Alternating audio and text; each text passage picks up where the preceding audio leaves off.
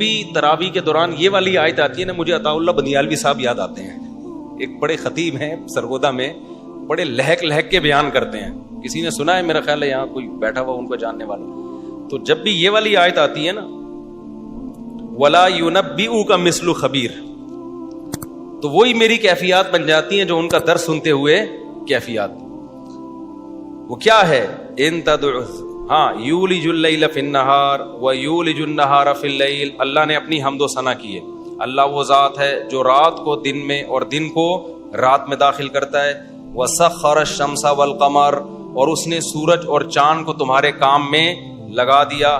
کل یجری لاجل مسمی، سب خاص مدت تک کے لیے چل رہے ہیں. ذالکم اللہ ربکم، یہ ہے اللہ تمہارا پروردگار.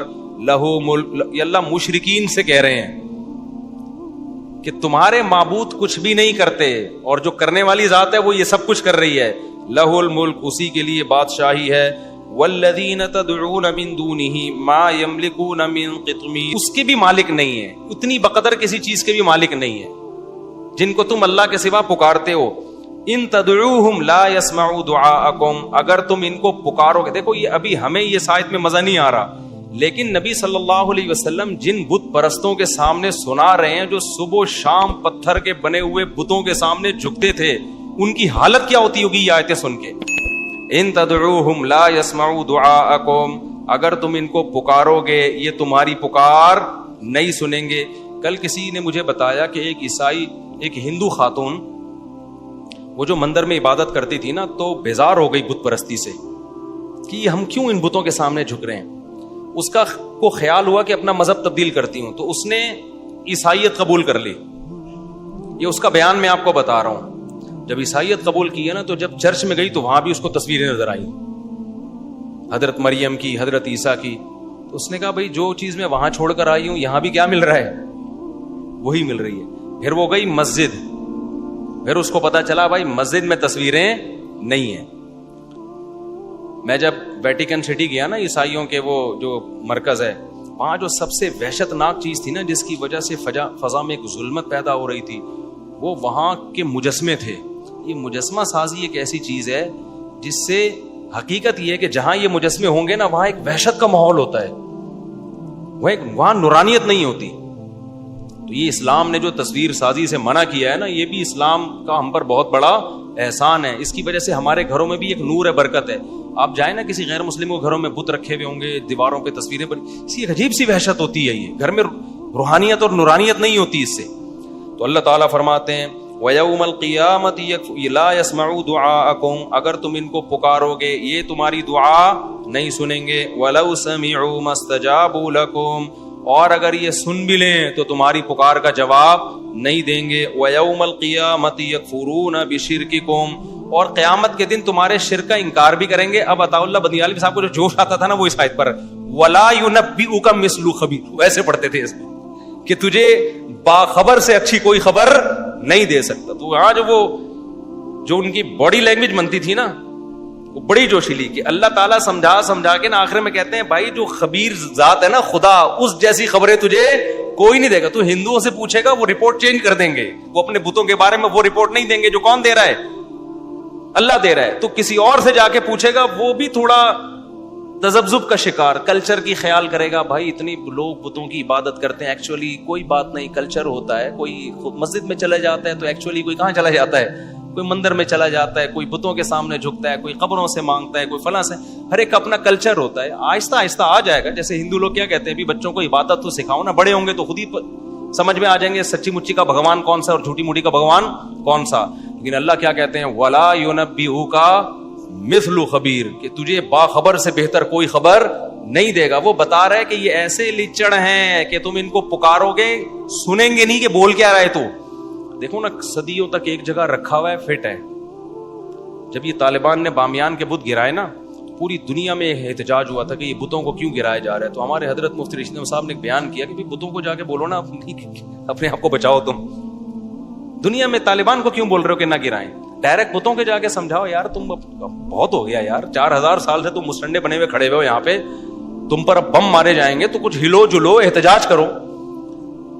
تو وہی بات ہے کہ اپنے خداؤں کو بچانے کے لیے تحریکیں چل رہی ہیں. تو اللہ کہتے ہیں وَلَا يُنَبِّئُكَ مِثْلُ خَبِيرٍ. اور ایک اور آیت, اسی میں ایک آیت یہ بھی ہے, اے نبی آپ ان لوگوں کو ہدایت نہیں دے سکتے جو گمراہ ہیں. وَمَا أَنْتَ بِمُسْمِعٍ مَّن فِي الْقُبُورِ. اور جو قبروں میں پڑے ہوئے ہیں نا ان کو آپ سنا نہیں سکتے. اس لیے یہ بھی خوب سمجھ لیں کہ یہ جو قبر میں مردے کے سننے اور نہ سننے کا عقیدہ ہے نا, تو اس میں بھی بعض لوگ ہمارے بہت غلو کرتے ہیں اس مسئلے میں. قرآن مجید کے جو ظاہر سے ہمیں پتہ چلتا ہے نا, قرآن مجید کے ظاہری نصوص سے بالکل واضح, وہ یہی ہے کہ مردوں میں سننے کی صلاحیت نہیں ہوتی.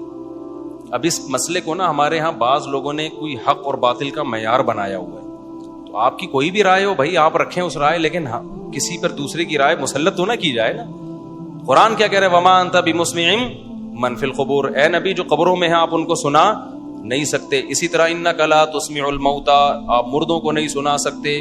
اسی طرح قرآن میں آتا ہے کہ والموتى یبعثهم اللہ, یہ لوگ سن نہیں سکتے کیونکہ موتا کو قیامت کے دن اللہ زندہ کرے گا. کیا مطلب یہ موتا ہیں سن بھی نہیں سکتے یہ. تو اس لیے میری رائے اس بارے میں, ہمارے شیخ حضرت مفتی رشید احمد صاحب رحمہ اللہ کی رائے وہ یہی ہے کہ مردوں کو نہ سنایا جا سکتا ہے نہ مردے سن سکتے ہیں.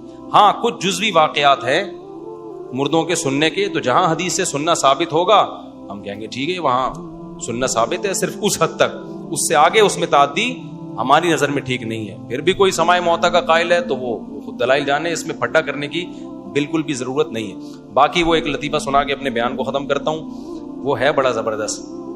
وہ ایک صاحب تھے نا, اچھا ہاں یہ جو ہے نا ہم جو قبروں کو کہتے ہیں السلام علیکم یا اہل القبور, تو یہ اپنے فائدے کے لیے کہتے ہیں تاکہ ہمیں عبرت حاصل ہو. باقی فرشتے پہنچا دیتے ہیں, فرشتوں کو کوئی ٹائم تھوڑی لگتا ہے سلام پہنچانے میں. ویسے بھی ایک کامن سینس کی بات ہے کہ جب زندہ تھا تو یہاں بیٹھ کے سنتا تھا, ادھر جا کے نہیں سن سکتا تھا. اب قبرستان میں وہ آخری مردہ بھی یہاں سے سن رہا ہے, یعنی قبرستان میں آپ السلام علیکم یا اہل القبور تو سارے مردوں کو نا, تو یہ زندہ تو دیوار کے پیچھے نہیں سن پا رہا تھا, اور مردہ وہ 1 کلومیٹر دور سے بھی کیا کر رہا ہے. تو یہ تھوڑا سا ویسے بھی ٹیکنیکلی بھی اس عقیدے میں تھوڑی سی فالٹ معلوم ہوتا ہے, اور شرک کے روکنے کا یہ ذریعہ بھی ہے. اگر آپ مردوں کے سننے کے قائل ہوں گے تو شرک سوسائٹی میں زیادہ پھیلے گا. نہ سننے کے قائل ہوں گے تو یہ اسلام کے مزاج کے زیادہ قریب ہے, کیونکہ اسلام توحید کے معاملے میں جتنا حساس ہے اتنا کسی مسئلے میں حساس نہیں ہے. اب 2 آیتیں بس جلدی سے میں پڑھ کے اپنی بات کو ختم کرتا ہوں. اللہ اکبر. اس کے بعد ہم نے آج سورہ یاسین بھی شروع کی ہے. سورہ یاسین میں اللہ تعالیٰ نے پچھلی امتوں کا ایک واقعہ سنایا. بس 5 منٹ میں یہ واقعہ مکمل کرتا ہوں. وَاضْرِبْ لَهُمْ مَثَلًا أَصْحَابَ الْقَرْيَةِ إِذْ جَاءَهَا الْمُرْسَلُونَ اذ ارسلنا الیہم اثنین فکذبوہما. اللہ نے 3 پیغمبروں کو ایک بستی میں بھیجا. بہت سے حضرات کہتے ہیں اس سے مراد انطاکیہ ہے, واللہ عالم, اللہ ہی جانے کون سی بستی ہے. یقینی طور پہ انطاکیہ نہیں جس ترکی میں جہاں زلزلہ آیا ہوا, ہم گئے بھی ہیں, وہاں بہت ساری ایسی چیزیں بھی ہیں کہ یہ وہ جگہ ہے جہاں وہ بندہ آیا تھا, یہاں یہ ہوا تھا. قصے ہیں اللہ ہی بہتر. میں ایک دفعہ عجائب گھر میں گیا تو وہاں نا ترکی کے, تو مجھے بتایا کہ یہ فلاں چیز ہے, یہ فلاں چیز ہے. میں نے کہا زبردست بھائی. آگے ایک تلوار لٹکی تھی. میں نے کہا یہ کیا؟ انہوں نے کہا موسیٰ علیہ السلام کا لاٹھی تھی. میں نے کہا یہ کیا؟ انہوں نے کہا موسیٰ علیہ السلام کا عصا ہے. میں نے کہا یار کچھ زیادہ ہو گئی ہے بھائی, یہ جو ہے نا کیا ہو گئی ہے, یہ تھوڑی کیا ہو گئی ہے, یہ کچھ. اس سے مجھے پرانی رپورٹوں پہ بھی شک پیدا ہو گیا ہے کہ یار پرانی رپورٹیں بھی کیا ہو گئی ہیں.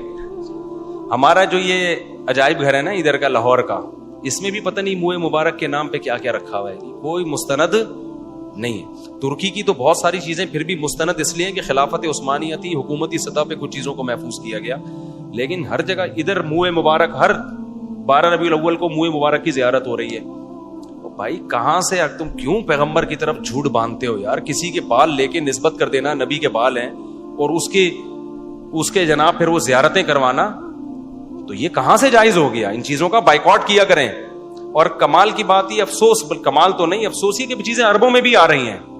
دبئی میں پتہ نہیں کسی نے عرب تو ایسے نہیں تھے, عربوں نے بھی 12 ربیع الاول کی چھٹی کر دی ہے وہاں دبئی وغیرہ میں, حالانکہ عرب ایسے نہیں تھے.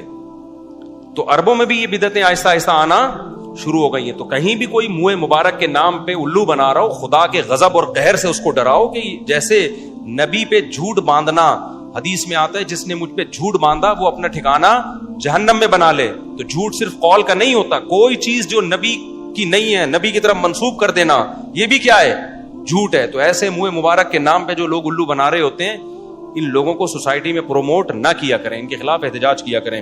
یہ لمبا واقعہ ہے, پھر انشاءاللہ کل سنائیں گے. اللہ تعالیٰ سمجھنے کی عمل کی توفیق. جلدی کوئی سوال پوچھنا ہے تو پوچھ لیں, جلدی سے اسپیڈ. وہ لطیفہ رہ گئے تھے چٹکلا, وہ ایک قاری صاحب جو تھے نا وہ بیمار نہیں ہوتے تھے. جی حضرت.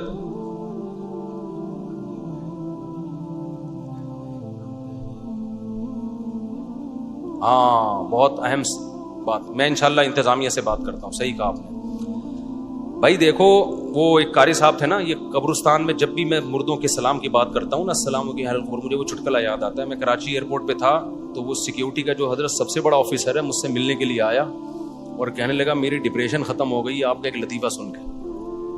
میں نے کہا کیا بھائی؟ تو وہ کہتا ہے وہ میں نے لطیفہ اس میں سنا ہے کہ قاری صاحب بیمار نہیں ہوتے تھے, بچے چاہتے تھے قاری صاحب چھٹی کریں, چھٹی کرتے نہیں تھے. تو ایک بچے کو شرارت سوچی, اس نے کہا میں ایسا عمل کروں گا قاری صاحب انشاءاللہ چھٹی کریں گے. قاری صاحب کی عادت تھی جب بھی قبرستان سے گزرتے بولتے السلام علیکم یا اہل القبور. تو قاری صاحب کا نام تھا غفور. تو بچہ نا قبرستان میں چھپ کے بیٹھ گیا. یہ جو لوگ مردے کہتے ہیں نا, لوگ مردے سنتے ہیں اور پھر ظاہر ہے جب سنیں گے تو ریپلائی بھی کریں گے, تو شکر کرو نہ سنتے ہیں نہ آگے سے رسپانس کرتے ہیں, ورنہ وہی حشر ہوتا جو قاری صاحب کا ہوا. قاری صاحب گزرے, قاری صاحب نے کہا السلام علیکم یا اہل القبور. قبر کے پیچھے سے آواز آئی وعلیکم السلام بھائی عبد الغفور. قاری صاحب پلٹی ہو کے بے ہوش. بتاؤ سننے میں نقصان ہے یا نہ سننے میں؟ قاری صاحب کہتے ہیں کمبختوں, نہ سنتے نہ جواب دیتے. تو بچے بھی بڑے شرارتی ہوتے ہیں. اللہ تعالیٰ سمجھنے کی عمل کی توفیق